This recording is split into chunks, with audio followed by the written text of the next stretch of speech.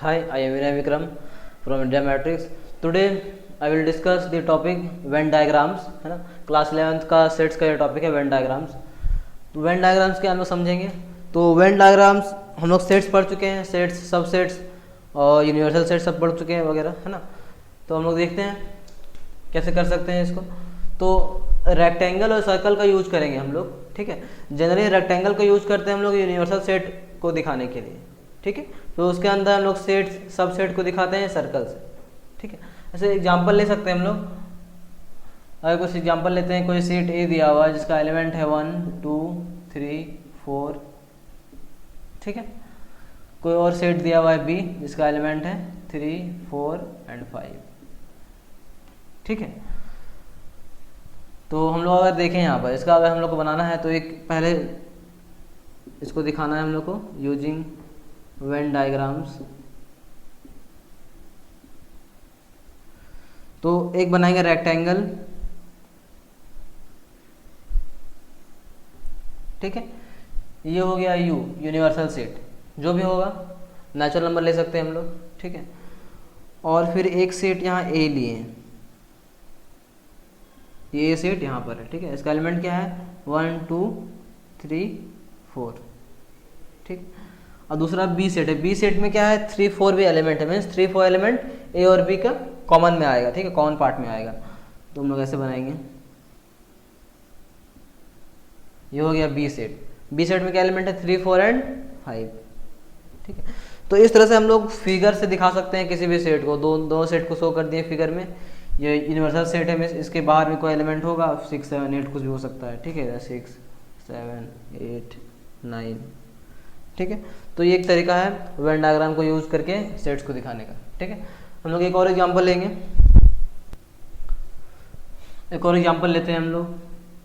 तो मान लेते हैं हम लोग को इंटीजर्स को दिखाना है, ठीक है, जिसको जेड से दिखाते हैं। देन होल नंबर्स को दिखाना है, जिसको डब्ल्यू से शो करते हैं। नेचुरल नंबर को शो करना है, जिसको एन से शो करते हैं, ठीक है। फिर रैशनल नंबर को शो करना है, जिसको क्यू से शो करते हैं, ठीक है।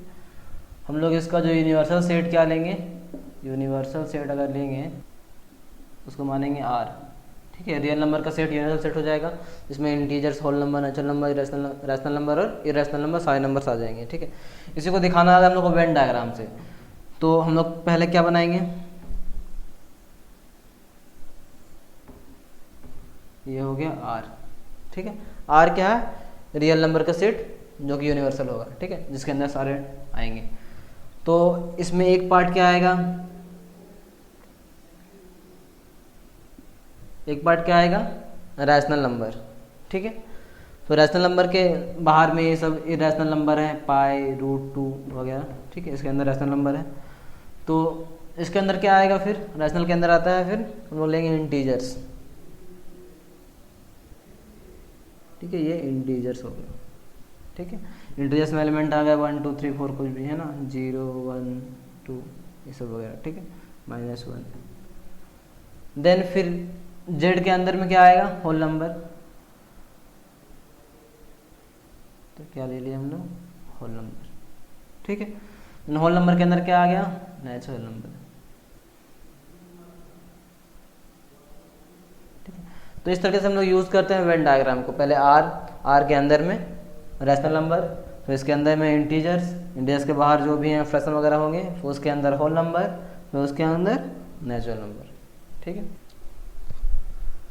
Now we will see what are the operations on sets, है ना। सेट्स में क्या क्या ऑपरेशन होता है उसके बारे में जानेंगे हम लोग। सबसे फर्स्ट आता है यूनियन, यूनियन ऑफ सेट्स। इसको हम लोग दिखाते हैं इस सिंबल से, यू से, ठीक है।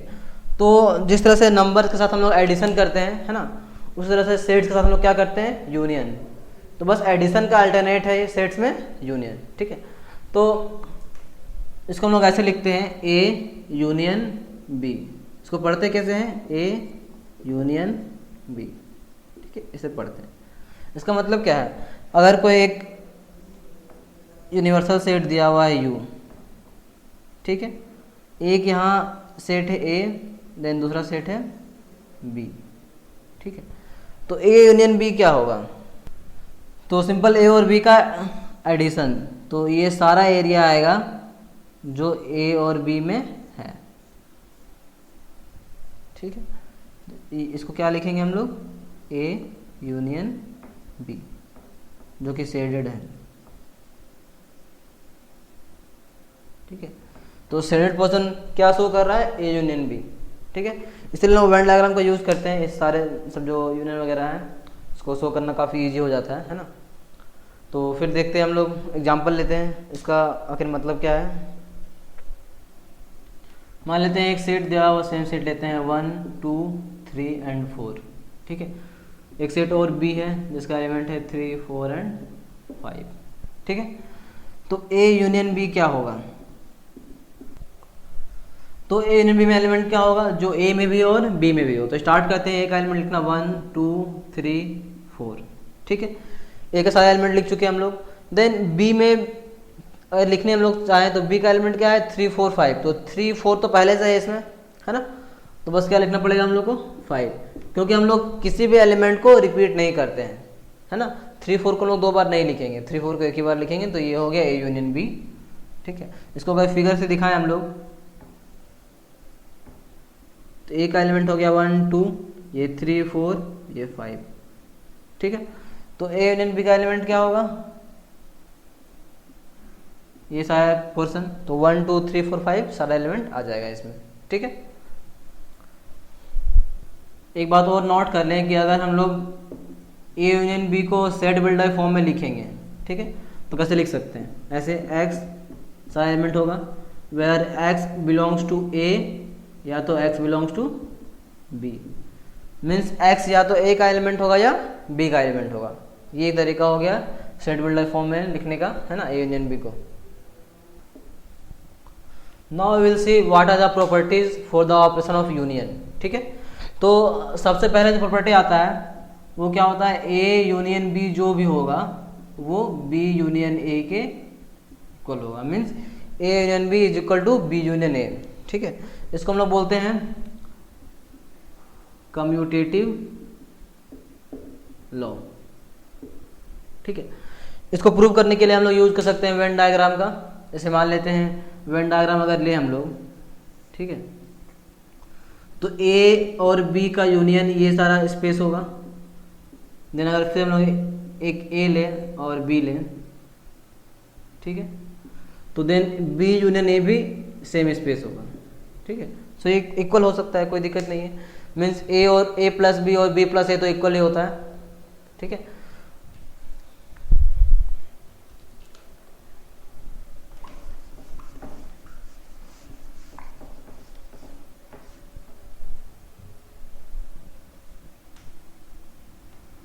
नाउ सेकंड प्रॉपर्टी क्या है, ए यूनियन बी को अगर यूनियन करें सी के साथ, ठीक है, वो इक्वल होगा अगर ए को यूनियन करें बी यूनियन सी के साथ, ठीक है। कैसे, हम लोग एग्जांपल लेके देख सकते हैं।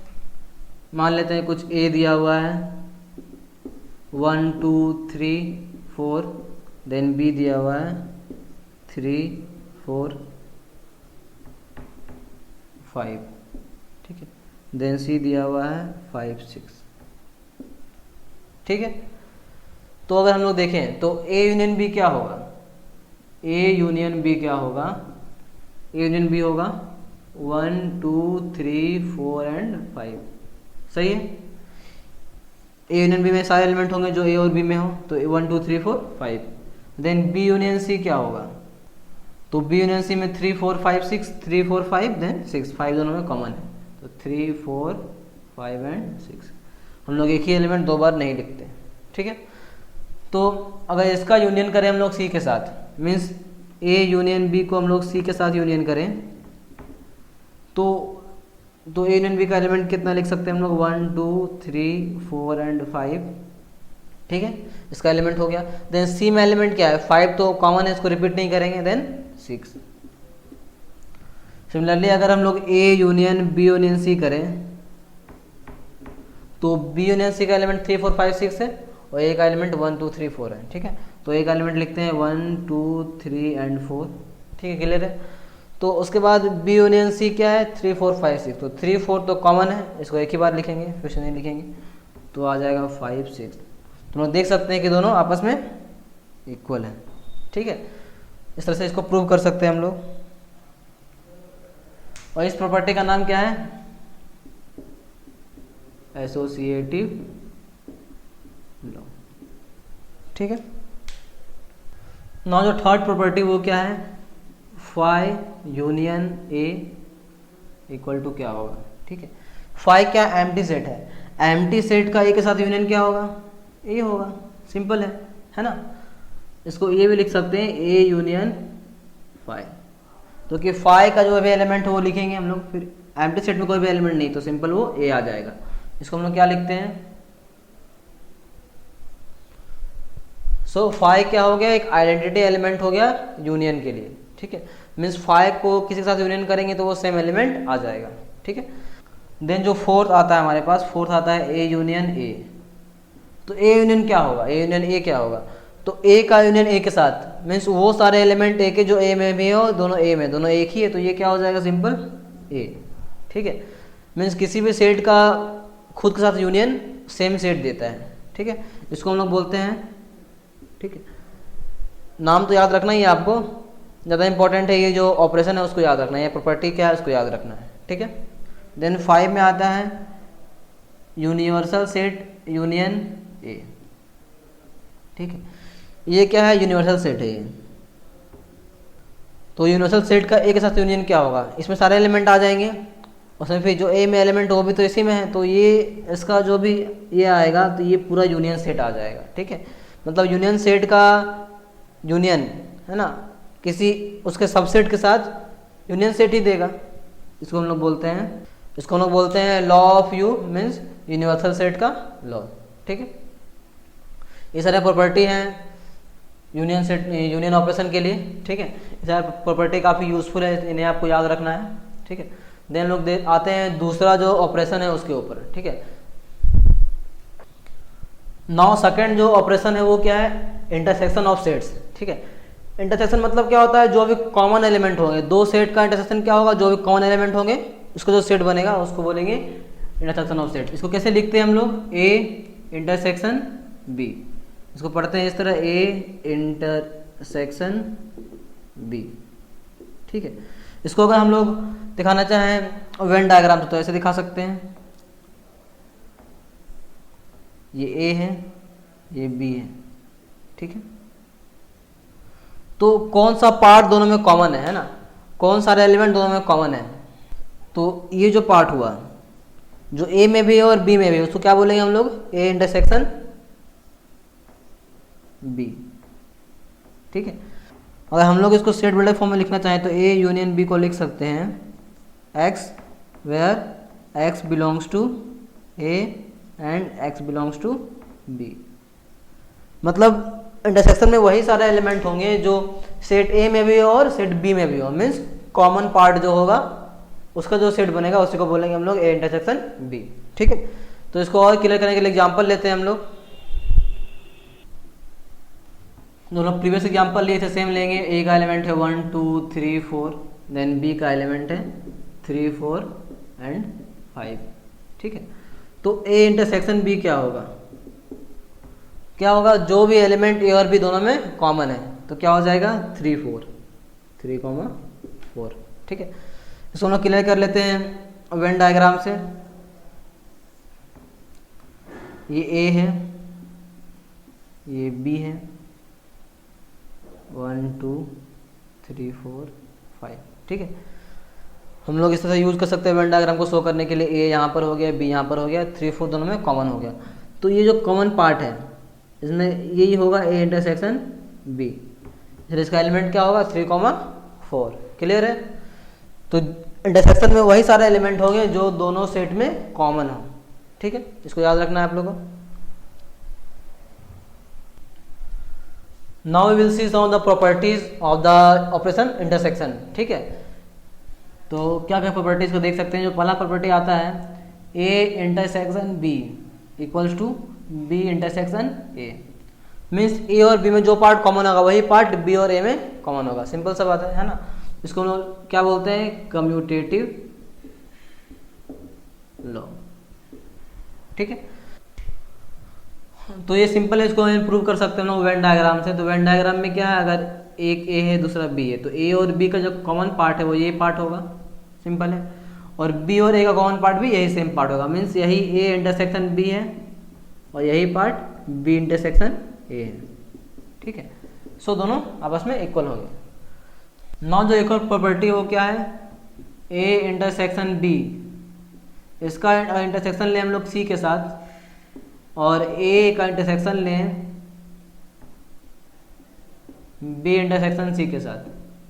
ठीक है, तो ये दोनों भी आपस में इक्वल होंगे। एग्जांपल देख सकते हैं हम लोग। ठीक है, अगर वेन डायग्राम में देखने की कोशिश करें हम लोग, तो ए इंटरसेक्शन बी क्या होगा, ये ए ले लेते हैं, ये बी ले लेते हैं, ये सी। ठीक है, ये ए हो गया, ये बी हो गया, ये सी। तो ए इंटरसेक्शन बी मीन्स ए और बी में कौन सा पार्ट कॉमन है, तो ए और बी में कौन सा पार्ट कॉमन है, ये पार्ट कॉमन है। ठीक है, और ए और बी में जो पार्ट कॉमन है, इसी पार्ट से अगर हम लोग सी के साथ ले इंटरसेक्शन, तो सी में और इसमें कौन सा पार्ट कॉमन होगा, तो सी तो यहाँ पर ये है और ये वाला हो गया, तो पार्ट जो कॉमन आएगा वो ये वाला आएगा। सिंपल है, तो ये क्या हो जाएगा, ए इंटरसेक्शन बी का सी के साथ। ठीक है, देन हम लोग इसको करते हैं प्रोसीड। तो पहले हम लोग को बी इंटरसेक्शन सी लेना है, तो बी और सी में कौन सा पार्ट कॉमन आएगा, ये पार्ट कॉमन आएगा। क्लियर है, देन ए के साथ देखें कौन सा पार्ट कॉमन है, जो बी इंटरसेक्शन सी आया है। ठीक है, इसमें कौन सा पार्ट ए के साथ कॉमन है, तो ये पार्ट कॉमन आएगा, तो ये क्या आ गया, A intersection B intersection C. ठीक है, तो हम देख सकते हैं क्लियरली दोनों पार्ट सेम है, मीन्स दोनों आपस में इक्वल है। ठीक है, तो हम लोग इसको क्या, इसको ये बोलते हैं हम लोग, क्या बोलते हैं इसको, एसोसिएटिव लॉ। ठीक है, मीन्स जो इंटरसेक्शन ऑपरेशन है वो एसोसिएटिव लॉ फॉलो करता है। क्लियर है, देन जो तीसरा प्रॉपर्टी वो क्या है, ए का इंटरसेक्शन फाई के साथ। ठीक है, अगर ए और फाई में कॉमन ढूंढेंगे तो कॉमन कुछ नहीं आएगा, तो वो क्या आएगा, फाई। क्लियर है, उसी तरह हम लोग ए का इंटरसेक्शन ए के साथ करेंगे, तो ए और ए में क्या कॉमन होगा, सारे एलिमेंट हो जाएंगे ए, है ना। और उसी तरह से हम लोग एक और लिख सकते हैं, यूनिवर्सल सेट का इंटरसेक्शन ए के साथ। ठीक है, ये हो गया यू यूनिवर्सल सेट, देन ये ए हो गया, दोनों में कौन सा पार्ट कॉमन आएगा, वो ए पार्ट ही कॉमन आएगा। इसको देखने के लिए हम एग्जाम्पल ले सकते हैं, ये यू हो गया और ये ए हो गया। ठीक है, तो यू और ए में कौन सा पार्ट कॉमन है, ये पूरा ए कॉमन है, तो यही होगा यू इंटरसेक्शन ए। ठीक है, इसीलिए ये ए है। क्लियर है, देन एक लास्ट प्रॉपर्टी है ना, ये थोड़ा इंपॉर्टेंट है, इसको ध्यान देना है कि A intersection B union C. ठीक है, मीन्स बी यूनियन सी के साथ ए का इंटरसेक्शन, तो ये क्या होगा, A intersection B union A intersection C. हम लोग क्या किए, इस दोनों ऑपरेशन को डिस्ट्रीब्यूट कर दिए है ना, पहले ए को बी के साथ लिए हम लोग, फिर यूनियन, फिर ए को हम लोग सी के साथ लिए। ठीक है, इसको हम लोग बोलते हैं डिस्ट्रीब्यूटिव प्रॉपर्टी। ये डिस्ट्रीब्यूटिव लॉ है ना, जिस तरह से एडिशन और मल्टीप्लिकेशन में होता है, हम लोग को पता है। जैसे हम लोग a इंटू बी प्लस सी लेते हैं, तो क्या लेते हैं, a इंटू बी लेते हैं प्लस a इंटू सी लेते हैं। उसी तरह से a intersection b union c है, तो पहले a को b के साथ लिए, फिर यूनियन, फिर a को c के साथ लिए। ठीक है, तो ये काफ़ी इंपॉर्टेंट है, इसको आप लोग को याद रखना है। तो ये सारा प्रॉपर्टी है ना इसके, और सबसे इम्पॉर्टेंट ये 6th वाला है डिस्ट्रीब्यूटिव लॉ, बस इसमें फॉलो करता है। ठीक है, इसको ध्यान रखना है ना। जो लास्ट ऑपरेशन है वो क्या है, डिफरेंस। हम लोग यूनियन पढ़े, तो एडिशन का अल्टरनेटिव यूनियन है, सही है। देन इंटरसेक्शन किसका अल्टरनेट है, मल्टीप्लिकेशन का। ठीक है, देन आता है डिफरेंस, मीन्स सब्ट्रैक्शन भी हो सकता है इसमें। ठीक है, तो ये सिंपल हम लोग ऐसे ही इसको लिखते हैं, अगर कोई दो सेट का डिफरेंस है तो ए माइनस बी यूज करते हैं, ठीक है, ये माइनस साइन यहाँ यूज होता है, इसको क्या पढ़ते हैं, ए माइनस बी, ठीक है। इससे क्या मतलब है, अगर कोई दिया हुआ है यूनिवर्सल सेट, ठीक है, ये ए है ये बी है, तो ए माइनस बी क्या होगा, तो ए माइनस बी मीन्स वो एलिमेंट जो ए में हो लेकिन बी में ना हो, तो ये पार्ट, ठीक है, ये क्या हो गया, ए माइनस बी, ठीक है। मतलब ए माइनस बी में वो सारे एलिमेंट होंगे जो ए में हो लेकिन बी में ना हो, तो जो कॉमन पार्ट है बी के साथ उसको हम लोग हटा देंगे, तो ये क्या आ जाएगा, ए माइनस बी, ठीक है। इसको देख लेते हैं हम लोग एग्जाम्पल में और क्लियर कर लेते हैं। कोई एक ए दिया हुआ है 1 2 3 4 और बी सेट दिया हुआ है 3 4 एंड 5, तो ए माइनस बी क्या होगा, तो ए माइनस बी ए के वो सारे एलिमेंट होंगे जो बी में ना हो, तो ए का एलिमेंट है 1 2 3 4 जिसमें कि 3 4 बी में है, तो 3 4 को छोड़ के लिखेंगे हम लोग, तो क्या आएगा 1 2, सिंपल है। अगर हम लोग लिखना चाहें बी माइनस ए तो ये क्या सेम होगा, देख लेते हैं। तो बी का एलिमेंट लिखना है जो ए में ना हो, तो बी का एलिमेंट जो ए में नहीं है, तो 3 ए में है, 4 बी ए में, 5 ए में नहीं है, तो ये 5, तो दोनों सेम नहीं है, तो इसे हम लोग क्या बोल सकते हैं, A minus B is not equal to B minus A, ठीक है। ये तो नंबर के साथ भी ऐसा ही होता था और सेट के साथ भी ऐसा ही होता है, मीन्स दो डिफरेंट सेट्स का डिफरेंस अगर ऑर्डर चेंज करें तो वो सेम नहीं आएगा, क्लियर है। इसमें हम लोग को नोट क्या करना है कि जो a माइनस बी है उसमें क्या होगा, x होगा, है ना, x क्या होगा, x a का एलिमेंट होगा, सही है, एंड और x b का एलिमेंट नहीं होगा। उसी तरह से b माइनस a क्या होगा, x होगा जो कि b में हो लेकिन a में ना हो, और a इंटरसेक्शन b तो पता है हम लोग को, ये वो एलिमेंट होगा जो a में भी हो और b में भी हो। तीनों को हम लोग म्यूचुअली डिसजॉइंट सेट बोलते हैं क्योंकि तीनों आपस में कभी भी कॉमन कोई एलिमेंट नहीं देगा। कैसे देख सकते हैं हम लोग, ऐसे करके, तो एक u सेट है, ये a हो गया, ये b हो गया, ठीक है। तो a माइनस बी कौन सा पार्ट होगा, a माइनस बी ये पार्ट होगा, ये क्या आ गया, a minus B. Then b minus से कौन सा पार्ट होगा, b माइनस से ये पार्ट होगा, ये आ गया b माइनस ए, ठीक है। तीसरा कौन सा है, ये क्या हो गया, a इंटरसेक्शन b। तो हम लोग यहाँ देख सकते हैं कि जो तीनों पार्ट है तीनों डिसजॉइंट है, मीन्स कोई भी पार्ट एक दूसरे के ऊपर नहीं है, कोई पार्ट किसी में कॉमन नहीं है, सो तीनों को हम लोग क्या बोलते हैं, इस तीनों को हम लोग म्यूचुअली डिसजॉइंट सेट बोलते हैं क्योंकि तीनों कोई भी पार्ट कॉमन नहीं है।